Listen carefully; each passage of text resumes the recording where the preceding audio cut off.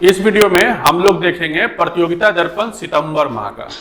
पिछले वीडियो में हम लोगों ने अगस्त माह का देखा है, जिसका परफॉर्मेंस काफी बेहतर था। 11,000 से अधिक व्यूज आए हैं। तो इसको ध्यान में रखते हुए हम लोग बहुत जल्द सितंबर माह का भी प्रतियोगिता दर्पण सभी के सामने लेकर आए हैं। तो इसमें जो सबसे पहला टॉपिक है राष्ट्रीय घटनाक्रम का, उसमें हम लोग देखेंगे।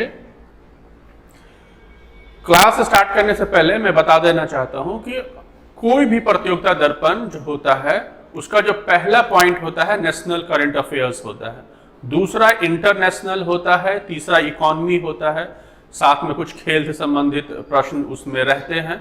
अपने आप में काफी बेहतरीन बुक है, 1 महीना का अच्छा कंपाइलेशन इसमें होता है। लेकिन अगर इसे पढ़ने का तरीका नहीं पता है तो 1 महीना में कभी भी ये खत्म नहीं होने वाला है। और यदि आपको पढ़ने का तरीका पता है तो 3 से 4 घंटे में आप 1 महीने का पूरा प्रतियोगिता दर्पण एक बार में पढ़ सकते हैं और दूसरे बार में आप उसका नोट्स बना सकते हैं।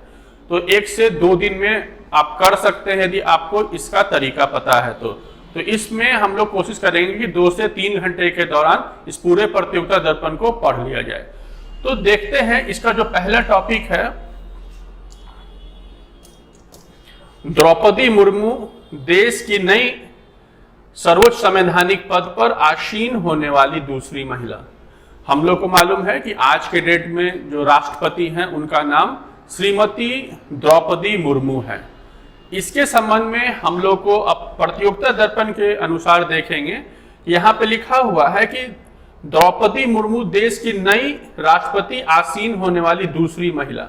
तो सीधा हम लोग को ये समझना है कि पहली महिला प्रतिभा देवी सिंह पाटिल थी। उसके बाद प्रतिभा देवी सिंह पाटिल 2007 से 2012 के बीच राष्ट्रपति रही और इस बार 2022 से 2027 के बीच में द्रौपदी मुर्मू का चयन किया गया है। यहाँ पे लिखा हुआ है कि आजादी के अमृत महोत्सव वर्ष में विश्व के सबसे बड़े लोकतंत्र भारत के इतिहास में एक सुनहरा पन्ना उस समय जुड़ गया।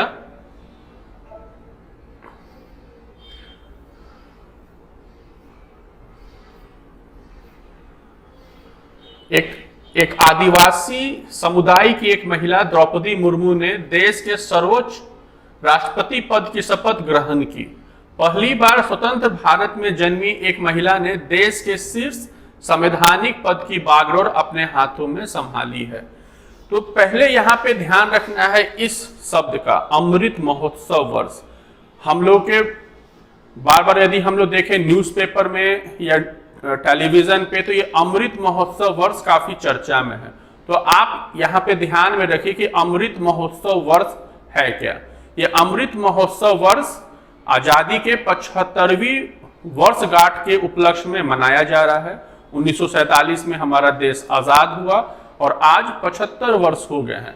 इसके उपलक्ष्य में ये अमृत महोत्सव वर्ष केंद्र सरकार के द्वारा मनाया जा रहा है। आप 75 वर्ष को हीरक जयंती भी कह सकते हैं। तो अमृत महोत्सव वर्ष में हम लोग देखेंगे कि जो एक नई राष्ट्रपति मिली है वो भारत की 16वीं राष्ट्रपति है। पहले यहाँ पे ये ध्यान में रखना है कि अगर प्रश्न पूछा जाए कि देश की कितने नंबर के राष्ट्रपति हैं तो इसमें होगा उत्तर 16वीं।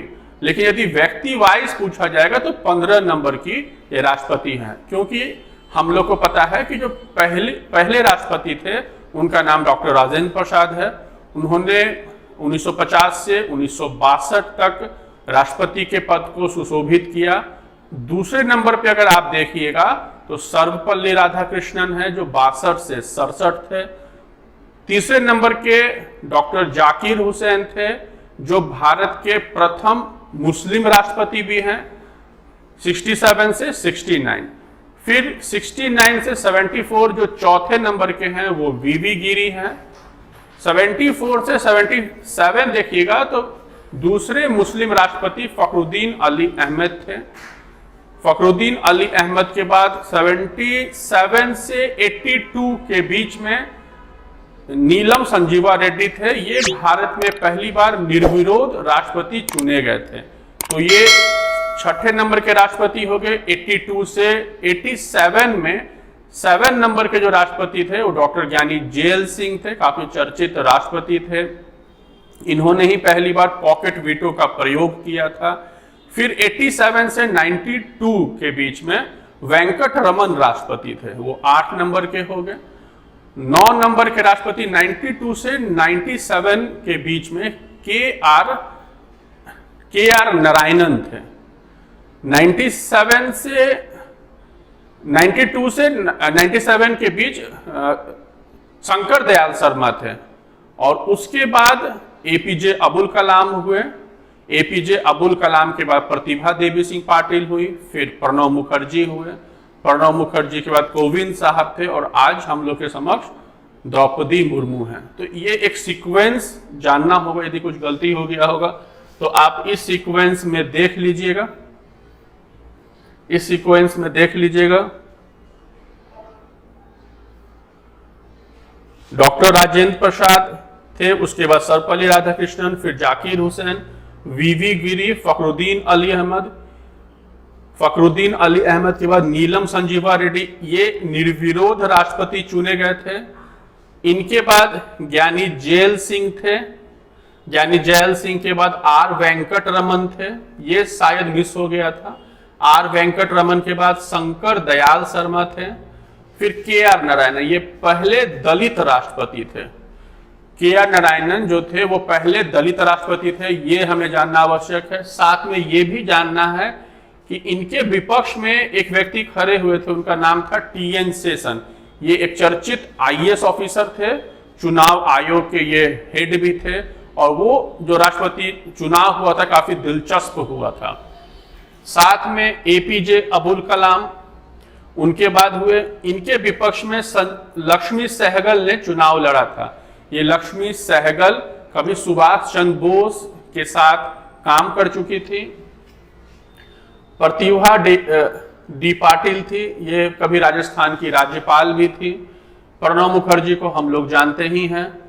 पीए संगमा इनके विपक्ष में थे, जो नॉर्थ ईस्ट के सबसे बड़े नेता में से एक थे। रामनाथ कोविंद को हम लोग जान रहे हैं कि ये कानपुर के रहने वाले थे, वकील थे, यूपीएससी का एग्जाम भी इन्होंने निकाला था, बिहार के राज्यपाल भी रहे और कोली समाज से ये आते थे। उसके बाद ये राष्ट्रपति बने और अभी है द्रौपदी मुर्मू। तो इस प्रकार यदि आप देखिएगा तो 16वीं राष्ट्रपति हैं द्रौपदी मुर्मू, और साथ में व्यक्ति के अनुसार ये 15 नंबर की है। अगर आप प्रतियोगिता दर्पण को देखिएगा तो द्रौपदी मुर्मू के विषय में कुछ चीजें दी गई हैं जो हमें जाननी चाहिए।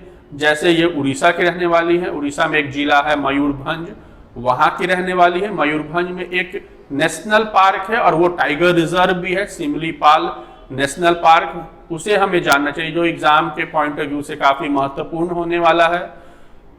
इन्होंने 1977 से या 1979 से 82 के आसपास ये जूनियर क्लर्क थी।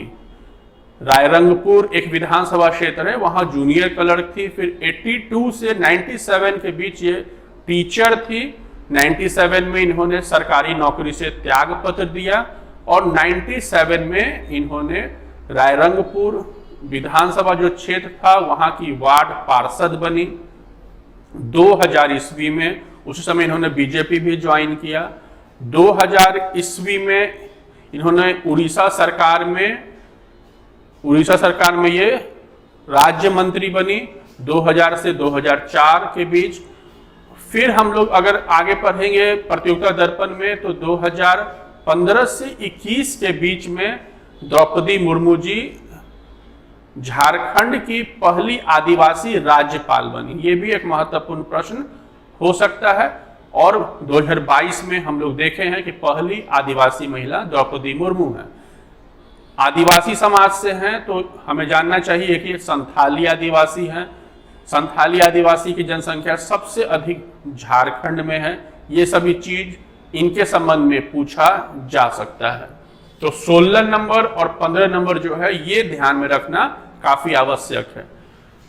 फिर यहाँ पे जो एक महत्वपूर्ण है, आप देखिए कि यहाँ पे लिखा हुआ है कि द्रौपदी मुर्मू ने देश की प्रथम नागरिक बनने के साथ साथ तीनों सेनाओं की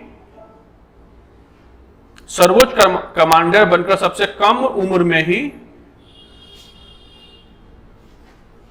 इस पद पर आसीन होने का श्रेय प्राप्त किया है। इसका मतलब यह है कि अगर कोई राष्ट्रपति बनता है तो देश का प्रथम नागरिक होता है, पहले तो हमें यह जानना है। दूसरा कि तीनों सेनाओं का वो सर्वोच्च कमांडर होता है।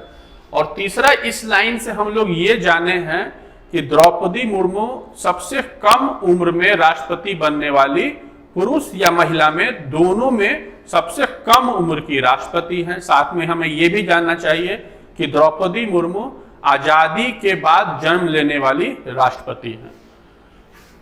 एक पॉइंट यहां पे देखना है, अगर आप प्रतियोगिता दर्पण आपके पास होगा तो आप देखिएगा कि इनको जो वोट परसेंटेज है 64.03% है।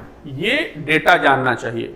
अगर आप एसएससी का एग्जाम दीजिएगा या रेलवे का एग्जाम दीजिएगा तो डेटा से संबंधित यह प्रश्न पूछा जा सकता है कि राष्ट्रपति का जो चुनाव ये लड़ी थी उसमें इनको कितना वोट प्रतिशत मिला। तो 64.03 वोट परसेंटेज इनको मिला है।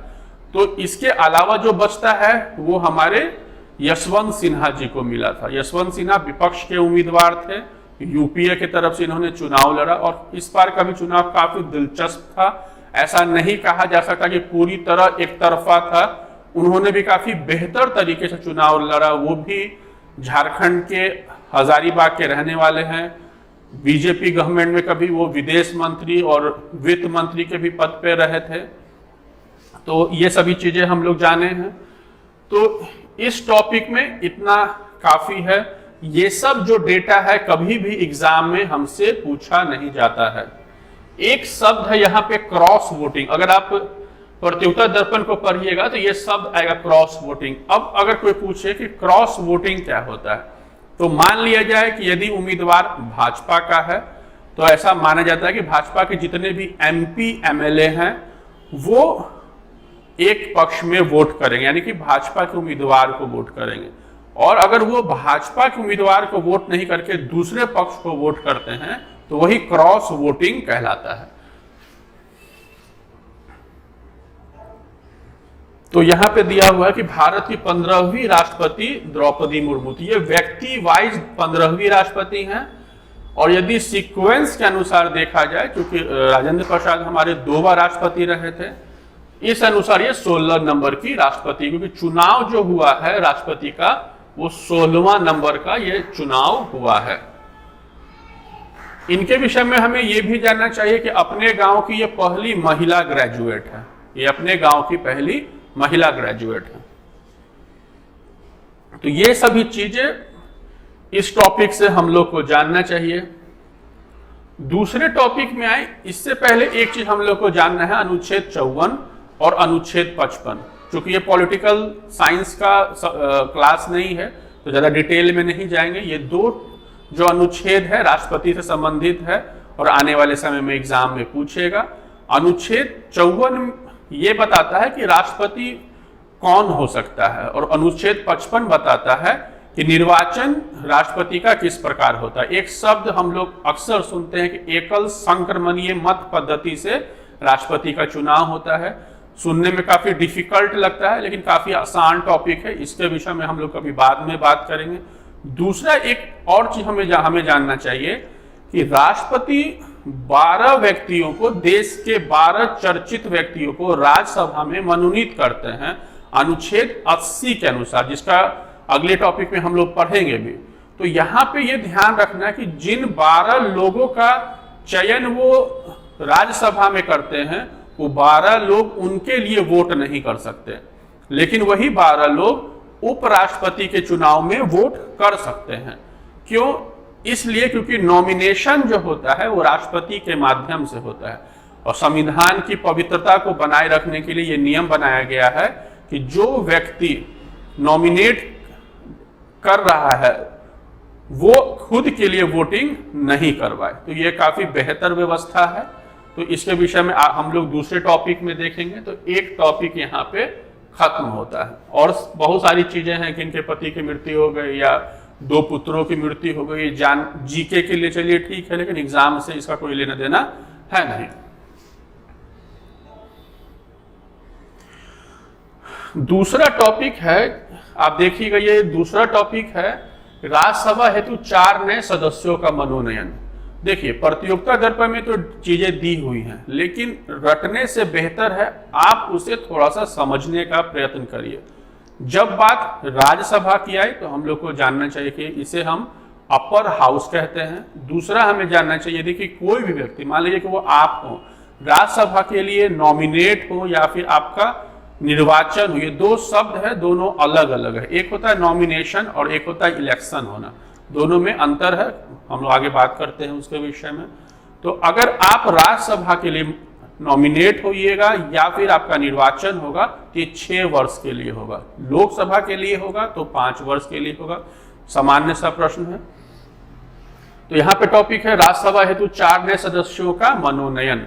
तो उसमें पहले आए तो हम लोग अभी बात किए थे कि अनुच्छेद 80 यानी कि आर्टिकल 80, ये एक ऐसा आर्टिकल है जो राष्ट्रपति को पावर देता है कि वो 6 वर्षों के लिए भारत के सीमा के अंदर किसी भी व्यक्ति को, जो विशेष रूप से 6 क्षेत्रों से रहते हैं, उन व्यक्तियों को जो अपने समाज के लिए, अपने देश के लिए काफी अच्छा योगदान दिए हैं, उन्हें राज्यसभा के लिए मनोनीत अर्थात नॉमिनेट कर सके। इनका चुनाव नहीं होता है, इनका निर्वाचन नहीं होता है, सीधा सीधा इन्हें राज्यसभा में ले आया जाता है। अगर 2012 आपको याद होगा तो सचिन तेंदुलकर को कांग्रेस ने राज्यसभा के लिए नॉमिनेट किया था। तो ये हमें जानना है कि जो राज्यसभा का जो मनोनयन होता है वो राष्ट्रपति करते हैं। करने का तरीका ये है कि जो मंत्री परिषद होती है वो राष्ट्रपति को रिकमेंड करते हैं, और राष्ट्रपति अगर हस्ताक्षर करते हैं तो वो लोग राज्यसभा के लिए मनोनीत हो सकते हैं। अगर प्रधानमंत्री मजबूत है तो वो जिसे कहेगा राष्ट्रपति को नॉमिनेशन पे साइन करना होगा। यदि मजबूत नहीं है तो इस पे विचार भी किया जा सकता है। जिस समय सचिन तेंदुलकर का नॉमिनेशन हुआ था उस समय खेल से संबंधित अर्थात खेल के किसी भी व्यक्ति को पहले राज्यसभा के लिए नॉमिनेट नहीं किया गया, लेकिन संविधान में संशोधन हुआ सचिन के लिए, और जो एक शब्द था कला के क्षेत्र में जो भी अच्छे हैं उन्हें लिया जा सकता है, तो खेल को कला से जोड़ दिया गया था। तो राज्यसभा के लिए मनोनयन हुआ है, 12 लोगों का अधिकतम मनोनयन हो सकता है, 3 पद अभी भी रिक्त है, 9 लोगों का मनोनयन राष्ट्रपति ने किया है, अभी 4 और पहले से 5। तो अभी जो 4 हैं उनका एक नाम है, हम लोग जानते हैं उड़नपरी, जिसे हम लोग कहते हैं, पीटी उषा का चयन किया गया है। पीटी उषा केरल की हैं। दूसरा जो है तमिल संगीतकार है इलैयाराजा। तीसरा यदि हम लोग देखेंगे तो धर्मगुरु वीरेंद्र हेगड़े हैं, और चौथे जो देखेंगे वो सिनेमा से संबंधित यानी फिल्म से संबंधित है, विजेंद्र गारू। इन 4 लोगों का मनोनयन हुआ है। इससे पहले राज्यसभा में राकेश सिन्हा भी हैं जो बिहार के बेगूसराय से संबंध रखते हैं और दिल्ली यूनिवर्सिटी के पॉलिटिकल साइंस के प्रोफेसर भी हैं और आरएसएस के विशेषज्ञ माने जाते हैं। सोनल मानसिंह भी है वहाँ, और राम जेठमलानी के एक पुत्र हैं जो इस लिस्ट में नाम भी होगा, महेश जेठमलानी, वो भी यहाँ हैं। रंजन गोगोई जो सर्वोच्च न्यायालय के सुप्रीम जज थे वो भी नॉमिनेट होके राज्यसभा में आए हैं, और इसके अलावा एक है राम सकल। तो ये सभी लोग अभी राज्यसभा में नॉमिनेटेड हैं, 9 लोग राज्यसभा में नॉमिनेटेड हैं। और चीजों को तो नहीं पूछा जाएगा, लेकिन जो ये 4 लोग हैं उनके विषय में पूछा जा सकता है। तो हम लोग देखते हैं यहाँ पे कि राज्यसभा हेतु 4 नए सदस्यों का मनोनयन हुआ है। मनोनयन शब्द के विषय में हम लोगों ने बात कर लिया है। राष्ट्रपति मनोनयन करते हैं।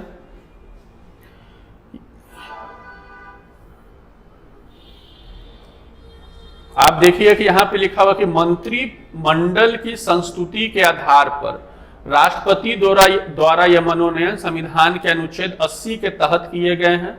इनके मनोनयन के पश्चात राज्यसभा के मनोनीत सदस्यों की संख्या 9 हो गई है तथा अभी भी ऐसे 3 स्थान रिक्त हैं। अभी मैं ये बताना चाहता हूं कि जो प्रतियोगिता दर्पण में स्क्रीन पे जो दिख रहा है और जिसमें भी कलर किया गया है, केवल वही फैक्ट हमारे एग्जाम के लिए महत्वपूर्ण है, ऐसा मेरा मानना है। इसके अलावा जो भी फैक्ट है उसे पढ़ा जा सकता है, समझा जा सकता है, लेकिन एग्जाम में वो नहीं पूछा जाएगा, ऐसा मेरा मानना है। तो ये टॉप लाइन बहुत इंपॉर्टेंट है, आप अपनी किताब में देखिएगा, जिसके विषय में हम लोग डिस्कस किए हैं।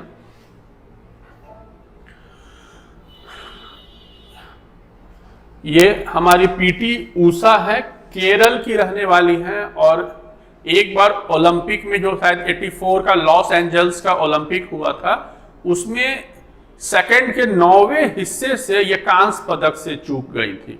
लेकिन उस समय जिस समय सुविधा नहीं थी, उस समय यहां तक पहुंचना एक महिला का अपने आप में बहुत बड़ा बात है। तो इनका मनोनयन किया गया है पीटी ऊषा का। ये आज भी एकेडमी चलाती हैं और एथलेटिक्स को, जो एथलेटिक्स से संबंधित जो एथलीट हैं उनको ट्रेनिंग ये देती हैं। यहाँ पे लिखा भी हुआ है कि पीटी ऊषा ने 1994 के लॉस एंजल्स ओलंपिक खेलों में 400 मीटर बाधा दौड़ में सेकंड के 9वें भाग से पदक से ये वंचित रह गए थे। ये एग्जाम में पूछा तो नहीं जाएगा, लेकिन जीके के लिए जानना आवश्यक है कि 1984 में पीटी ऊषा ने क्या किया था। तो इनका चयन किया गया, उसके बाद कोई भी डेटा जानना आवश्यक नहीं है। दूसरा अगर हम लोग देखते हैं तो ये है विजेंद्र गारू। चेहरा जाना पहचाना नहीं है और नाम भी जाना पहचाना नहीं है, लेकिन इनके काम काफी बड़े हैं। आप देखिएगा विजेंद्र गारू को, तो इन्होंने बजरंगी भाईजान, बाहुबली, RRR, राउडी राठौर, मार्शल और मणिकर्णिका जैसे फिल्मों की कहानी को यही लिखे हैं। एग्जाम में तो ये नहीं पूछेगा, लेकिन ये जानना आवश्यक है। जिसे हम लोग हीरो समझते हैं, उनको हीरो बनाने वाले यही लोग हैं, इसलिए इनका मनोनयन हुआ है। काफी अच्छी मूवीज की स्टोरी इन्होंने लिखा है। तो विजेंद्र प्रसाद गारू का नाम हमें जानना चाहिए, हो सकता है कि आने वाले एग्जाम में ये पूछा जा सकता है। हालांकि अगर आप पिछले 15-20 सालों को देखिएगा एग्जाम के ट्रेंड को, तो आज तक ऐसा नहीं पूछा गया कि राज्यसभा में किन किन लोगों का मनोनयन हुआ है। लेकिन हाँ, मनोनयन का तरीका क्या है, आर्टिकल 80 क्या कहता है, ये सभी चीजें एग्जाम में पूछी जाती हैं।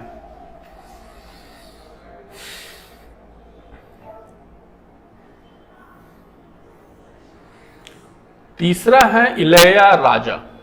ये जो फोटो है, इसमें सिर्फ इतना जानना है इलैयाराजा के बारे में, ये संगीतकार है, तमिल संगीतकार है। बस एक तमिल संगीतकार है इलैयाराजा, जिन्हें मनोनीत किया गया है राज्यसभा में, और चीजों को आप छोड़ सकते हैं।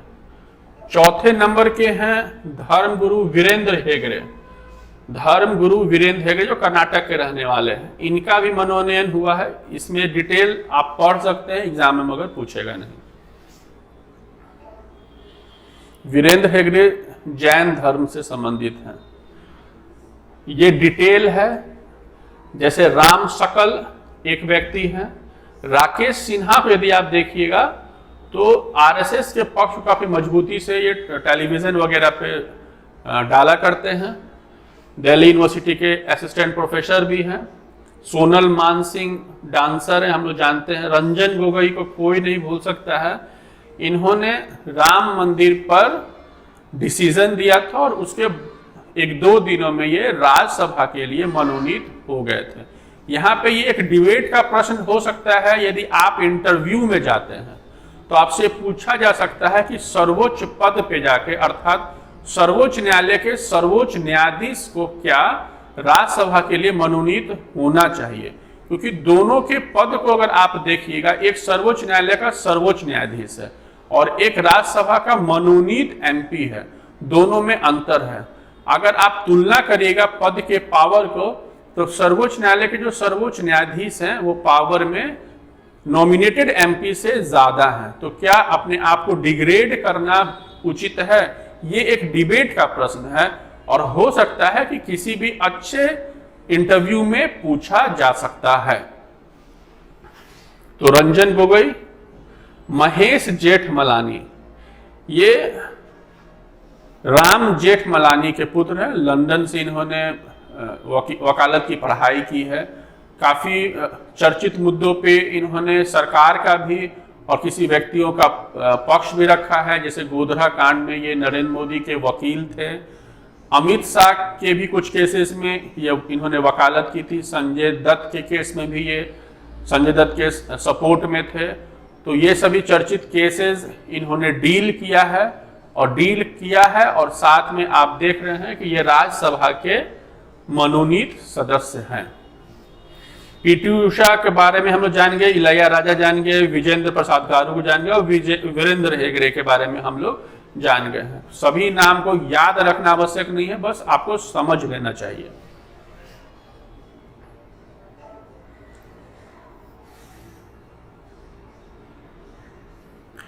ये लाइन हम लोग पढ़े हैं कि लिखा हुआ है, ये लाइन बहुत इंपॉर्टेंट है कि राज्यसभा के मनोनीत सदस्यों को राष्ट्रपति के चुनाव में मतदान का अधिकार नहीं होता है, जबकि उपराष्ट्रपति के चुनाव में मतदान का अधिकार होता है।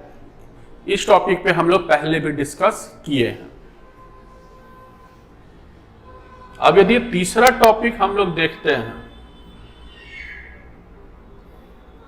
तो तीसरा टॉपिक है उत्तर प्रदेश का। तो ये उत्तर प्रदेश के एग्जाम के लिए महत्वपूर्ण हो सकता है। हम लोग को जानना चाहिए कि वो एमपी का चुनाव हो या एमएलए का चुनाव हो या एमएलसी का हो, सबसे अधिक जो एमपी होते हैं वो यूपी से ही चुने जाते हैं। 80 एमपी का चुनाव यूपी से होता है। अगर आप एमएलए की बात करते हैं तो उत्तर प्रदेश का जो ये विधान परिषद है जिससे चुन के एमएलसी जाते हैं, सबसे अधिक एमएलसी यूपी से ही होते हैं। 100 एमएलसी यूपी से होते हैं। तो यहां पे आपको सिर्फ ये जो डिटेल है वो हमें नहीं जानना चाहिए। यहां पे एक लाइन लिखा हुआ है कि विपक्षी दल की मान्यता के लिए दल के सदस्यों की संख्या सदन की कुल सदस्य संख्या का कम से कम 10% होना चाहिए।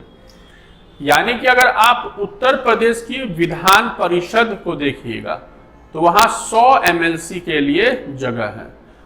तो अगर 100 एमएलसी के लिए जगह है, मान लिया जाए कि वहां अगर आपको ही विपक्ष का नेता बनना है तो आपके पार्टी को कम से कम 10 सीट होने चाहिए। यानी कि 10% सीटों पे आपका कब्जा है तो विपक्ष का नेता या विपक्षी दल का दर्जा आपको मिल सकता है। ये पूरे भारत में लागू है, सामान्यतः पूरे भारत में लागू है। यानी कि अगर आपको विपक्षी पार्टी का दर्जा विधानसभा में और विधान परिषद में चाहिए तो 10% सीट आपके पास होनी चाहिए।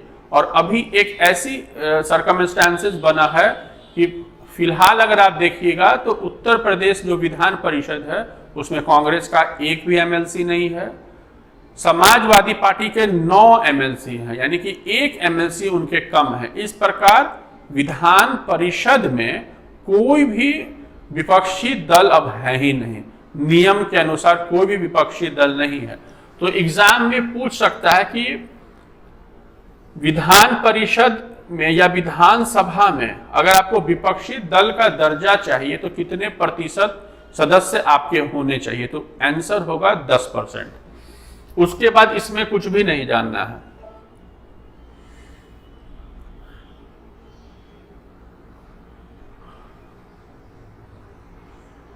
अब हम लोग को देखना है अगला टॉपिक, उच्च शैक्षणिक संस्थानों की शिक्षा मंत्रालय की अखिल भारतीय रैंकिंग। ये एक इंपॉर्टेंट टॉपिक है। मैं पढ़ाने से पहले फिर ये बता देना चाहता हूं कि इसमें जो भी कलर है सिर्फ वही पढ़ना है और ये आपको पीडीएफ फॉर्म में चैनल पे मिल जाएगा। साथ में इसका जो पीपीटी होता है जो हैंड रिटन में हो सकता है या टाइपिंग फॉर्म में वो भी मिल जाएगा। टेलीग्राम पे भी मिल सकता है और लिंक में भी आपको उपलब्ध करा दिया जाएगा। तो इसका जो टॉपिक है उच्च शैक्षणिक संस्थानों की शिक्षा मंत्रालय की अखिल भारतीय रैंकिंग। तो एक यहां पे लिखा हुआ है केंद्रीय शिक्षा मंत्री धर्मेंद्र प्रधान। वर्तमान में हमारे जो एजुकेशन मिनिस्टर हैं सेंट्रल लेवल पे वो धर्मेंद्र प्रधान हैं जो उड़ीसा से संबंध रखते हैं। इस लाइन में ये जानना है। उसके बाद हम लोग देखेंगे प्रतियोगिता दर्पण में कि यहां पे लिखा हुआ है कि इंडिया रैंकिंग 2022 नाम से यह रैंकिंग मंत्रालय के नेशनल इंस्टीट्यूट रैंकिंग फ्रेमवर्क के तहत जारी होता है। यानी कि पिछले 7 वर्षों से शिक्षा मंत्रालय यूनिवर्सिटी और इंस्टीट्यूशन के लिए रैंकिंग जारी करती है। तो इसमें यह देखना है कि इस बार किस यूनिवर्सिटी को टॉप दर्जा दिया गया है, किस इंस्टीट्यूट को टॉप दर्जा दिया गया है। शिक्षा मंत्रालय ये रैंकिंग जारी करती है, ये हमें देखना है। तो सीधा हम लोग लिस्ट पर आते हैं। ये जितना भी डिटेल है इन सभी चीजों में हमें नहीं पढ़ना है, पढ़िएगा समय बर्बाद होगा। तो सीधा इस लिस्ट पे आप आ जाइएगा प्रतियोगिता दर्पण में। तो आप देखिएगा जो शिक्षा मंत्रालय जो लिस्ट जारी करता है, तो ओवरऑल जो जारी हुआ है, ये जो ओवरऑल शब्द का जो प्रयोग है, यानी कि इंस्टीट्यूट और यूनिवर्सिटी दोनों को मिला के पूरे भारत में शिक्षा मंत्रालय के रैंकिंग के अनुसार जो टॉप इंस्टीट्यूट या यूनिवर्सिटी है वो इंडियन इंस्टीट्यूट ऑफ टेक्नोलॉजी है, मद्रास का। तो बस हमें एक ही जानना है, कम से कम पीसीएस लेवल पे। अगर आप 3 से 4 जान जाते हैं तो आप यूपीएससी लेवल तक को आप कवर कर सकते हैं।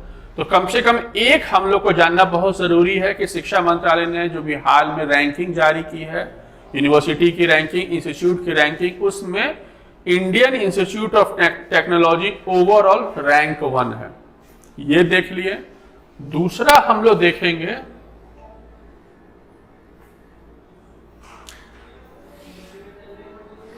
केवल यूनिवर्सिटी की अगर बात की जाएगी, ओवरऑल की नहीं, तो Indian institute of science Bengaluru का जो इंडियन इंस्टीट्यूट ऑफ साइंस है वो यूनिवर्सिटी के मामले में रैंक 1 इस बार है। इसके अलावा हम लोग सभी चीजों को छोड़ देंगे। जेएनयू अक्सर रैंक 1 होता है, लेकिन इस बार रैंक 2 है।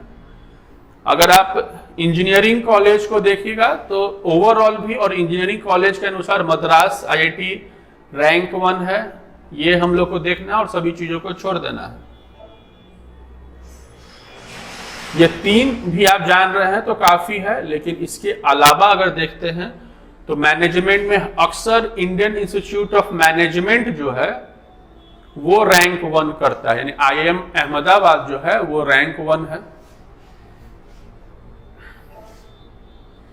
कैट का एग्जाम यदि आप देते हैं तो आप आईआईएम में एडमिशन ले सकते हैं, यदि आप पास कर गए तो। कॉलेज के मामला में देखिएगा तो मिरांडा हाउस, लड़कियों का सबसे बेहतरीन कॉलेज पूरे भारत में यदि कोई है तो मिरांडा हाउस है दिल्ली में, दिल्ली यूनिवर्सिटी का ये कॉलेज है। और कॉलेज के मामला में पूरे भारत का सबसे बेहतरीन कॉलेज ये घोषित हुआ है।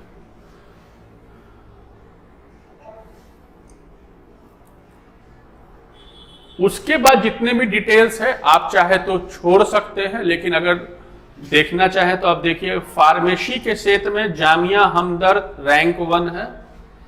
शोध के क्षेत्र में इंडियन इंस्टीट्यूट ऑफ साइंस जो है वो रैंक 1 है, बेंगलुरु वाला इंडियन इंस्टीट्यूट ऑफ साइंस शोध के क्षेत्र यानी कि रिसर्च में।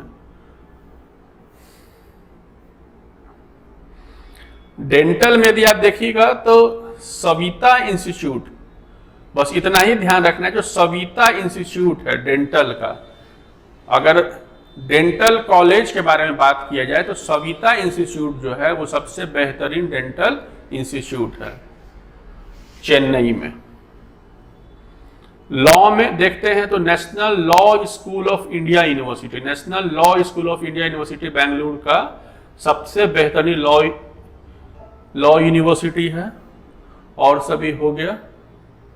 हाँ, आर्किटेक्चर में यदि आप देखिएगा तो Indian institute of technology Roorkee का इंडियन इंस्टीट्यूट ऑफ टेक्नोलॉजी जो उत्तराखंड में है वो नंबर 1 पे है। और मेडिकल में तो एम्स, दिल्ली वाला एम्स जो है वो हमेशा रैंक 1 होता ही है। तो इतना लिस्ट हम लोग को जानना है और सभी चीजों को छोड़ देना है। अब ये जो टॉपिक है किस मुख्यमंत्री ने विवाह किया है, ये कभी भी एग्जाम में नहीं पूछा जाएगा। प्रतियोगिता दर्पण को इन सभी इंफॉर्मेशन से बिल्कुल बचना चाहिए। ये इंफॉर्मेशन बताता है कि ये पेज भी भरना जानता है, पेज भरने के अलावा कुछ नहीं है। भगवंत मान ने फिर से शादी की, पंजाब के सीएम है, ये हम लोग के लिए बिल्कुल इंपॉर्टेंट नहीं है।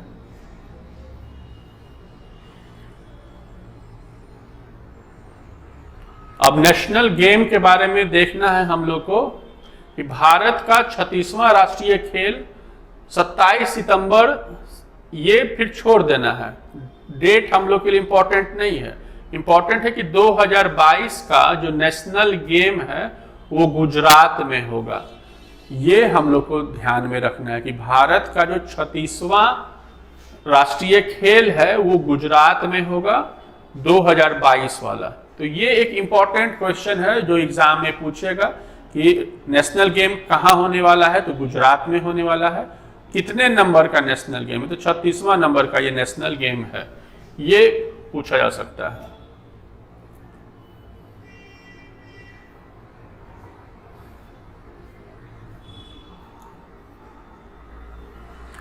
इस लिस्ट को अगर आप देखना चाहे तो देख सकते हैं कि पहला नेशनल गेम कहाँ हुआ। तो 1924 में पहला नेशनल गेम लाहौर में हुआ था, और ओवरऑल भारत की बात की जाए तो इलाहाबाद में हुआ था। ये भी आप पूछ सकते हैं, आपसे पूछा जा सकता है। तो 1930 में इलाहाबाद में हुआ।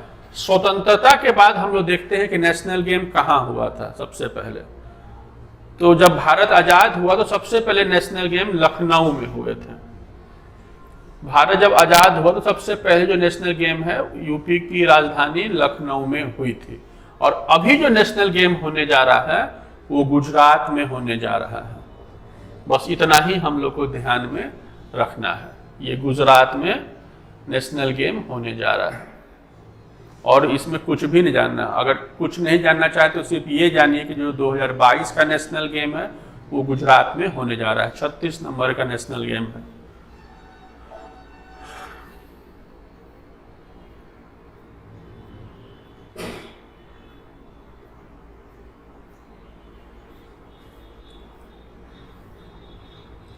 अब यहाँ पे हेल्थ से संबंधित एक क्वेश्चन है कि कोविड-19 टीकाकरण, इससे थोड़ा बहुत क्वेश्चन पूछा जा सकता है। बहुत सारा क्वेश्चन इससे पूछ लिया गया है, लेकिन अगर 3 डेट हमें जानने चाहिए। एक डेट जब सबसे पहले टीकाकरण हुआ तो 16 जनवरी 2021, ये एक ऐसा डेट है जिसमें सबसे पहले टीकाकरण दिल्ली से शुरू हुआ था। एक स्वास्थ्य कर्मी को टीका दिया गया था। यहाँ पे आप देखिएगा डेट लिखा हुआ होगा,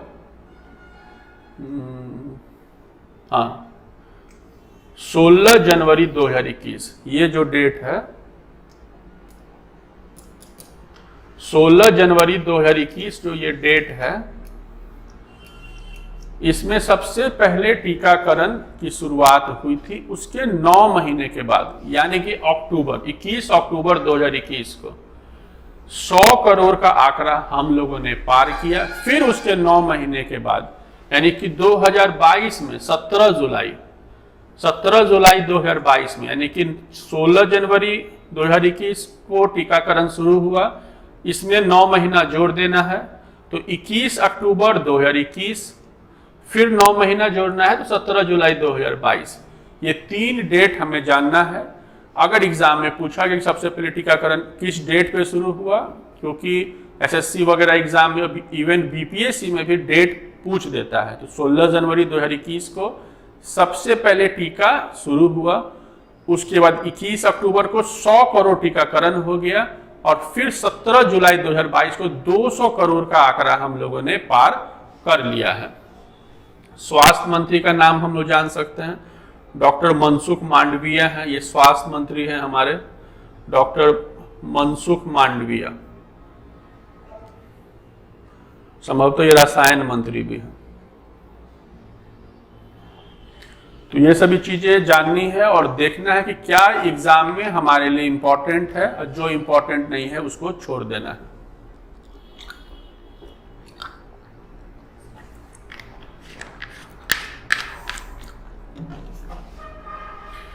पढ़ना इस प्रकार है कि अगर हम प्रारंभिक परीक्षा दे रहे हैं तो उससे भी जो क्वेश्चन आए हम लोग हल कर लें, मेंस में भी मदद मिले और इंटरव्यू में भी मदद मिले। साथ में यदि कोई एक जीके टाइप का कोई भी चलता फिरता कोई व्यक्ति आपसे क्वेश्चन करे तो आप उससे समझा सकें।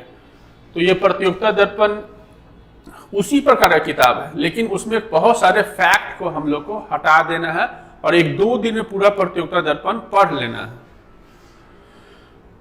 तो अगला टॉपिक है गोधन न्याय योजना के तहत गोबर के साथ साथ अब गोमूत्र भी खरीदेगी छत्तीसगढ़ सरकार। देखिए, जब से मोदी गवर्नमेंट आई है तो नेशनलिज्म की बात काफी तीव्रता से प्रसारित हो रही है। गाय हो, गोबर हो, या फिर आप खादी का प्रयोग देखिएगा, तिरंगे झंडे को देखिएगा, यानी हर वो चीज जो नेशनलिज्म को बढ़ावा देती है, यानी हिंदी भाषा, इन सभी चीजों का प्रचार प्रसार बहुत तेजी से हो रहा है। कांग्रेस गवर्नमेंट जो अब अपने पतन पे है, उन सभी चीजों को बचाने के लिए वो भी नेशनलिज्म की ओर आगे बढ़ रही है। छत्तीसगढ़ में एक मजबूत कांग्रेस गवर्नमेंट है और वहां पे एक अच्छे मुख्यमंत्री हैं भूपेश बघेल। उन्होंने इस चीज को फॉलो किया है और उन्होंने शुरू किया है गोबर का प्रयोग। गोबर ये अब खरीदेंगे, साथ में जो काव का यूरिन होगा वो भी ये परचेज करेंगे। तो आपसे पूछा जा सकता है कि गोधन न्याय योजना किस स्टेट का है, ये इंपॉर्टेंट है। पीसीएस के लिए इंपॉर्टेंट है और उसके नीचे के जो भी वनडे एग्जाम है उसके लिए इंपॉर्टेंट है। तो गोधन न्याय योजना किस राज्य का है, ये पूछा जाएगा आने वाले समय में। यहां लिखा हुआ है कि छत्तीसगढ़ के प्रमुख त्योहार हरेली के दिन से गोमूत्र की खरीद शुरू की गई है। तो एक शब्द ध्यान रखना, हरेली त्योहार छत्तीसगढ़ का यह प्रमुख त्योहार है। एग्जाम में पूछा जा सकता है और अगर आप छत्तीसगढ़ जा रहे हैं तो जरूर आपसे पूछा जाएगा। साथ में पायलट प्रोजेक्ट एक शब्द है, इस पे ध्यान रखना है कि यह पायलट प्रोजेक्ट है क्या। जब सरकार कोई योजना लाती है तो 2-3 जिलों में ये करके देखती है कितना सफल हुआ। यदि सफल होता है तब उसे पूरे राज्य में या देश में फैलाती है। तो टारगेट के साथ जिन जिलों का चयन किया जाता है, जो प्रोसेस का चयन किया जाता है, उसे ही पायलट प्रोजेक्ट हम कहते हैं।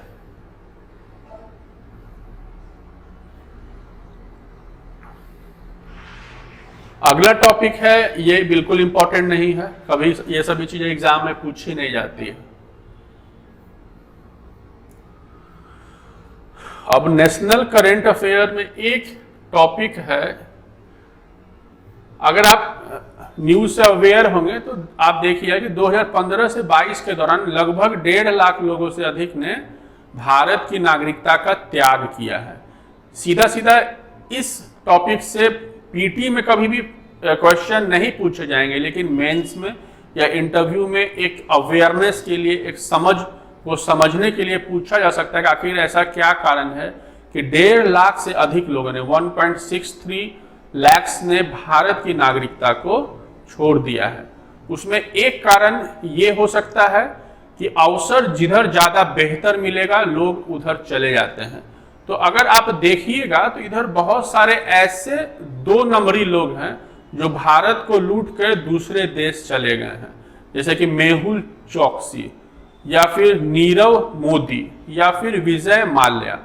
कुछ दुनिया में ऐसे देश हैं जिसे हम लोग टैक्स हेवन कंट्री कहते हैं। तो ये जो शब्द है आप प्रतियोगिता दर्पण में पढ़िए कि टैक्स हेवन क्या है। मान लिया जाए कि कोई एक देश है एंटीगुआ, इसे टैक्स हेवन कंट्री कहा जाता है। इसी एंटीगुआ में मेहुल चोकसी को नागरिकता दी गई है।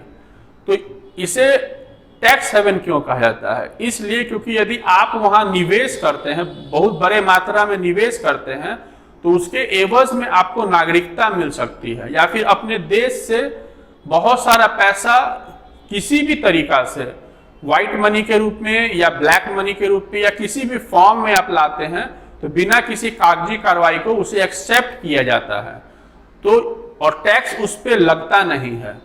तो यही सब कारण है कि कुछ ऐसे देश हैं जैसे एंटीगुआ है या कुछ कैरिबियाई देश हैं, स्विट्जरलैंड भी, इवन स्विट्जरलैंड भी ऐसा कंट्री है जिसे टैक्स हेवन कहा जाता है। हम लोग जानते हैं एक स्विस बैंक के बारे में, जो भी लोग ब्लैक मनी जिनके पास अकूत मात्रा में है वो लोग स्विस बैंक में अपने पैसे को जमा करते हैं और डिपॉजिट करने के एवज में उन्हें इंटरेस्ट देना पड़ता है, जबकि बैंक उसे नहीं देती। और स्विट्जरलैंड का जो अर्थव्यवस्था है टूरिज्म और अपने बैंक से, इन्हीं 2 चीजों से चलती है। तो इन कंट्रीज को टैक्स हेवन कंट्रीज कहा जाता है।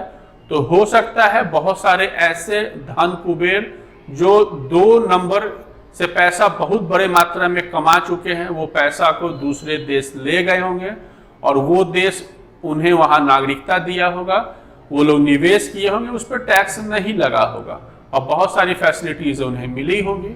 साथ में अवसर के कारण भी वो लोग गए होंगे। तो आपसे पूछा जाए कि इन 7 सालों में सबसे अधिक किस देशों ने उन्हें नागरिकता दी है, तो ये एक मेंस या इंटरव्यू का प्रश्न है, आपसे पीटी में पूछा नहीं जाएगा। रेस्ट 31 नंबर पेज पे आप देख लीजिएगा, ये पीटी के लिए इंपॉर्टेंट नहीं है। अब दूसरा टॉपिक है अंतर्राष्ट्रीय घटनाक्रम।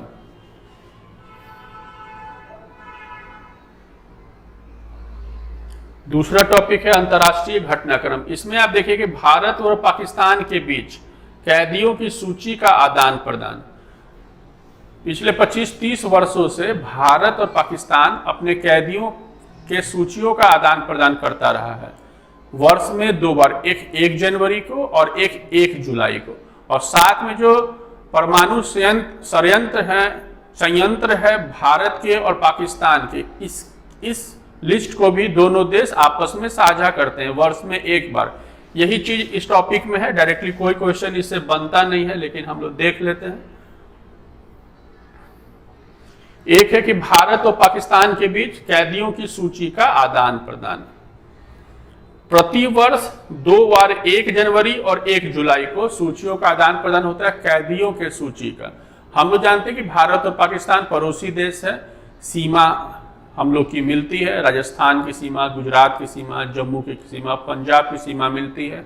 और सीमा पे रहने वाले जो विशेष रूप से गरीब लोग हैं, पशुपालक हैं, उन्हें पता नहीं होता, हर जगह फेंसिंग भी नहीं रहती, मतलब कि जो सीमा बंदी भी नहीं रहती है, तो वो लोग बॉर्डर क्रॉस कर जाते हैं और वहाँ के जो बॉर्डर के जो आर्मी है, पैरामिलिट्री है या पुलिस है, उन्हें पकड़ लेती है और जेल में डाल देती है। इन्हीं कैदियों की जो सूचियों का आदान प्रदान प्रतिवर्ष 2 बार होता है। साथ में हमारे जो परमाणु संयंत्र हैं, उनके भी सूचियों का आदान प्रदान होता है कि कितना हमारे पास है, कितना आपके पास है। तो ये एग्जाम में पूछेगा नहीं, बस नॉलेज के लिए हम लोग को जान लेना चाहिए।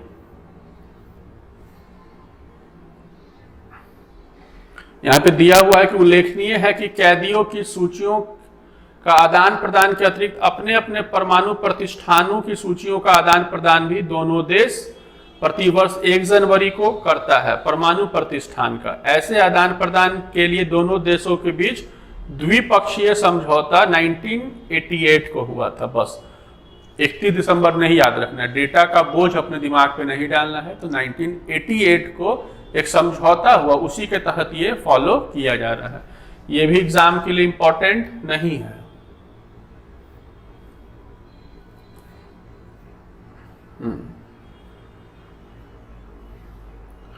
दूसरा टॉपिक है हमारा श्रीलंका। श्रीलंका का जो अभी आपातकाल हम लोग देखे थे, राष्ट्रपति संकट देखे थे, उससे कम से कम मेंस और इंटरव्यू में तो जरूर प्रश्न पूछे जाएंगे। और पीटी में ये पूछा जाए कि वर्तमान के प्रधानमंत्री कौन है या वर्तमान के राष्ट्रपति कौन है। तो प्रतियोगिता दर्पण में हम लोग पहुंचे उससे पहले ये जान लेना है कि 1948 में श्रीलंका आजाद हुआ और साथ में ये जानना है कि वहाँ तमिलों की जनसंख्या है, सिंहलियों की जनसंख्या है, ऐसे सिंहली भाषी भी हैं जो बौद्धिस्ट भी हैं, मुस्लिम भी हैं, क्रिश्चियन भी हैं। तो बेसिकली हमें ये यहाँ समझना है कि 2 समुदाय है श्रीलंका में, एक सिंहली भाषियों का, एक तमिल लोगों का। एक ऐसा तमिल वहाँ रहता है जो मूल रूप से श्रीलंकन है और एक ऐसा तमिल वहाँ रहता है जिसे भारत से अंग्रेजों ने गुलाम बनाकर लाया था। तो यहाँ पे हम लोग समझ लिए भाषा के आधार पे श्रीलंका में शुरू से थोड़ा बहुत तनाव रहा है और 2 भाषाविदों के बीच तनाव कायम रहा है श्रीलंका में, एक सिंहली और एक तमिल। 1948 में श्रीलंका आजाद हुआ और 1954 में 54-55 में सिंहली भाषा को वहाँ का ऑफिशियल लैंग्वेज घोषित किया गया। वहीं से इन 2 भाषा समुदाय के लोगों के बीच तनाव की दरार बढ़ गई उसका परिणाम यदि आप देखिएगा, एक व्यक्ति था प्रभाकरन, जिन्होंने एक संगठन बनाया था लिट्टे। उनकी मांग थी कि तमिल को भी ऑफिशियल लैंग्वेज करार दिया जाए, और उसके लिए वो सशस्त्र विद्रोह किया करता था। उसके संगठन को सरकार ने अवैध करार दिया, आतंकवादी संगठन करार दिया, और एक समय आया कि प्रभाकरन की मृत्यु हुई, उनकी हत्या की गई सरकार के द्वारा। और आज ये स्थिति है कि भाषा को, एक विशेष भाषा को बल देने के कारण, नेशनलिज्म को बल देने के कारण श्रीलंका की ये स्थिति हो गई है। वो श्रीलंका जो कभी टूरिज्म के लिए जाना जाता था, आज पूरी तरह कोलैप्स हो गया है। तो यहाँ पे हम लोग देखेंगे कि एक व्यक्ति है गोटाबाया राजपक्षे, एक व्यक्ति है गोटाबाया राजपक्षे। ये राष्ट्रपति थे और इन्हें भागना पड़ा। अभी जो राष्ट्रपति हैं उन्हें जो बनाया गया है वो रानिल विक्रमसिंघे है। वो 6 बार के प्रधानमंत्री भी रहे हैं, और दिनेश गुणावर्धने अभी वहां के प्रधानमंत्री रहे हैं। ये जो राजपक्षे परिवार है पिछले 30 वर्षों से श्रीलंका के सत्ता पे कायम था, और नेशनलिज्म के नाम पर श्रीलंका को लूट खसोट रहा था। इसलिए अंधी जो नेशनलिज्म है वो किसी भी देश के लिए बेहतर नहीं है। वो जनता जो आज विद्रोह पे उतर आई है, कभी राजपक्षे परिवार का गुणगान करती थी, उन्हें ईश्वर तुल्य मानती थी, और वही जनता राष्ट्रपति के आवास पे, प्रधानमंत्री के आवास पे टूट पड़ी। ऐसा स्थिति भारत में उम्मीद करते हैं कि नहीं होगा। तो हम लोग को जानना चाहिए कि अभी जो राष्ट्रपति हैं वो रानिल विक्रमसिंघे हैं, एक ये जान लेंगे। और ये रानिल विक्रमसिंघे 6 बार पहले भी प्रधानमंत्री रह चुके हैं। और ये जो गोटाबाया राजपक्षे हैं, पहले मालदीव फिर श्रीलंका की ओर भाग गए। यही है रानिल विक्रमसिंघे जो पहले प्रधानमंत्री थे। और अभी के प्रधानमंत्री हैं दिनेश गुणावर्धने। दिनेश गुणावर्धने अभी के प्रधानमंत्री नियुक्त हुए हैं।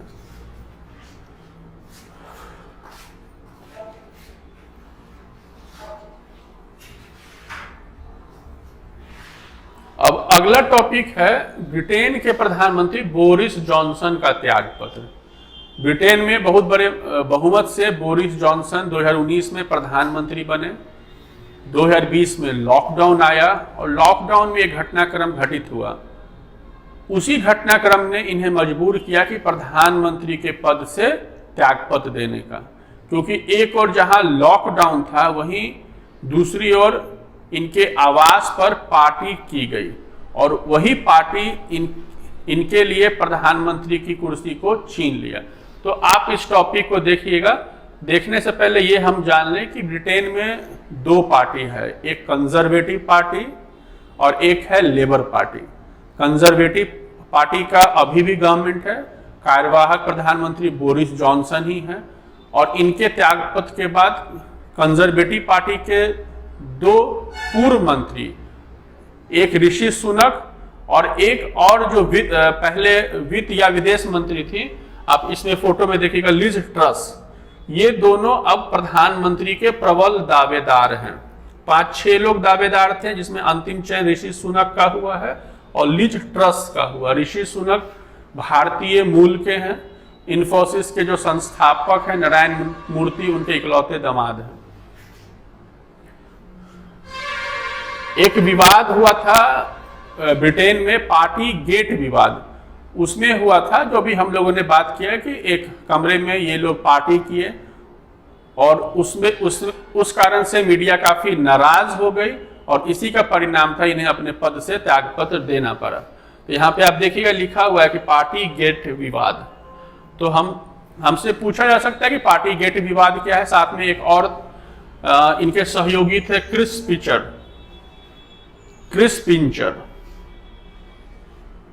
पिंचर के साथ भी एक स्कैंडल हुआ था, उस कारण भी इन पे काफी दबाव था। ये 2-3 कारण थे जिस कारण इन्हें त्यागपत्र देना पड़ा है। इससे डायरेक्टली पीटी के लिए क्वेश्चन नहीं पूछा सकता है, लेकिन यदि ऋषि सुनक प्रधानमंत्री बनते हैं तो प्रश्न पूछा जाएगा।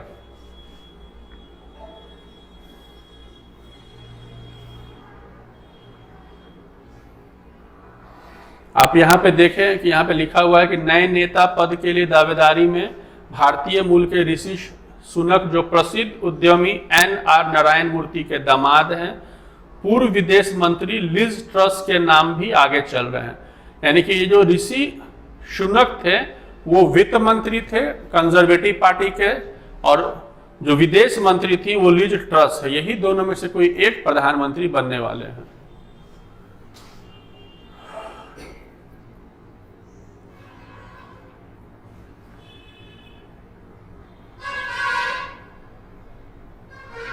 अगला टॉपिक है मंकी पॉक्स। मंकी पॉक्स के तीव्र प्रसार को देखते हुए विश्व स्वास्थ्य संगठन ने इसे ग्लोबल हेल्थ इमरजेंसी घोषित किया है। तो WHO ने मंकी पॉक्स को ग्लोबल हेल्थ इमरजेंसी घोषित किया है। तो डेट हम लोग जान सकते हैं 23 जुलाई 2022 को WHO ने हेल्थ इमरजेंसी घोषित किया। इससे पहले इबोला के लिए, इससे पहले कोरोना के लिए भी हेल्थ इमरजेंसी WHO ने घोषित किया था। इसमें जानना है WHO के महानिदेशक का नाम टेड्रोस। बस ये एक नाम हम लोग जान ले कि टेड्रोस एक नाम है जो WHO के महानिदेशक है। उससे ज्यादा कुछ हमें जानना नहीं है। साथ में जो पहला केस मिला है केरल में वो हमसे पूछा जा सकता है। जो पहला केस है ना वो केरल में मिला है। पहला केस जो है वो केरल में मिला है मंकी पॉक्स का, ये पूछा हमसे जा सकता है।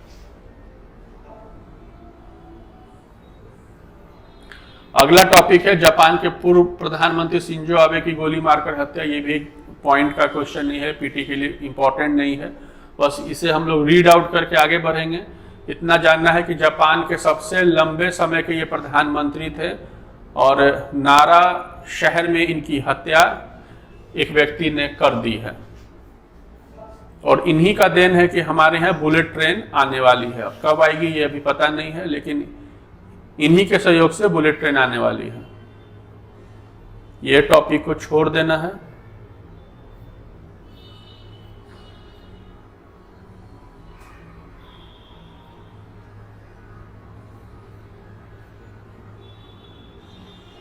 एक यहां पे लिखा हुआ है कि 19वें एशियाई खेल 2023 का, तो इसमें सिर्फ इतना जानना है कि 2023 में जो एशियन गेम्स है वो 19 नंबर का है। पहले ये जान लिए कहाँ होगा, हांगझाऊ में होगा। चाइना में एक शहर है हांगझाऊ, उसी हांगझाऊ में एशियन गेम्स होने वाला है। इतना हम लोग को जानना है और सभी चीजों को छोड़ते हुए आगे बढ़ना है, क्योंकि पढ़ने के लिए बहुत सारी चीजें हैं।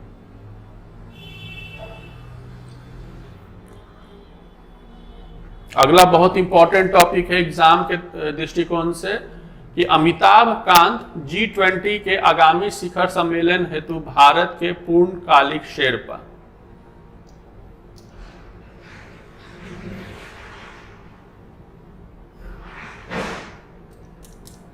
अमिताभ कांत G20 के आगामी शिखर सम्मेलन हेतु भारत के पूर्णकालिक शेरपा बनाए गए हैं। तो ये G20 के बारे में जानना है कि एक ग्रुप 20 है।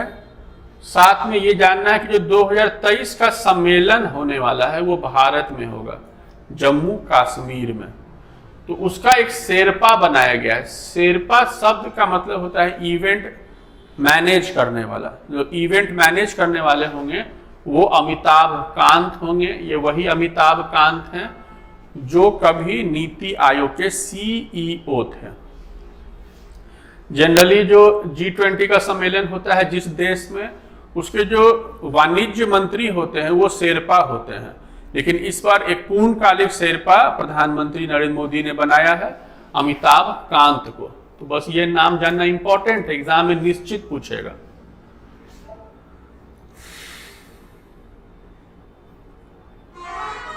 और जितने डिटेल्स हैं उन्हें छोड़ देना है। तो जो 2023 का जो होने वाला है, साथ में 2023 का तो हम लोग जान गए कि शिखर सम्मेलन जो होने वाला है वो भारत में, 2022 का भी यहां दिया हुआ है कि बाली में होने वाला है। G20 का जो सम्मेलन है नवंबर दिसंबर में बाली, इंडोनेशिया का एक प्रांत है बाली, वहां होने वाला है, द्वीपीय प्रांत है। अगला टॉपिक है I2U2, ये ध्यान में रखना है। I2U2 यानी कि 2I 2U, इसमें 4 देश हैं, I फॉर इंडिया और I for Israel, U for USA और U फॉर UAE। इन 4 देशों का जो पहला शिखर सम्मेलन हुआ, लेकिन वर्चुअल हुआ था, उसके विषय में आपसे पूछ सकता है सिर्फ ये कि I2U2 में किन 4 देशों की भूमिका है। तो बस इन 4 देशों का नाम हमें जानना है। 4 देशों के नए समूह I2U2, इंडिया, इजराइल, USA और UAE का पहला शिखर सम्मेलन वर्चुअल तरीके से 2022 में संपन्न हुआ है। ये डेट हम लोग को याद नहीं रखना है। इसमें ध्यान रखना है कि इजराइल के प्रधानमंत्री का नाम येर लापीड है, पूछ सकता है, जो जनरली हम लोग को आता नहीं है। इजराइल के प्रधानमंत्री का नाम येर लापीड और संयुक्त अरब अमीरात के जो राष्ट्रपति हैं शेख मोहम्मद, बस इतना ही ध्यान रखना है। ये राष्ट्रपति अमेरिका के हम लोग जानते हैं जो बाइडेन।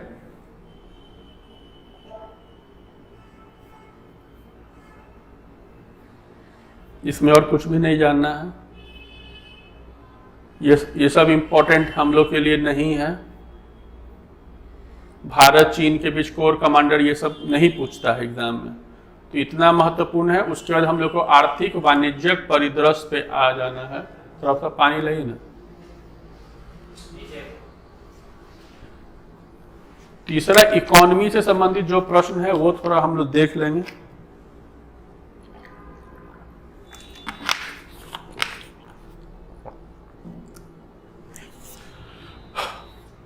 तो आर्थिक वाणिज्यिक परिदृश्य में पहले हम लोग देखना है, ये टॉपिक बहुत इंपॉर्टेंट है, नीति आयोग के भारत नवाचार सूचकांक 2021।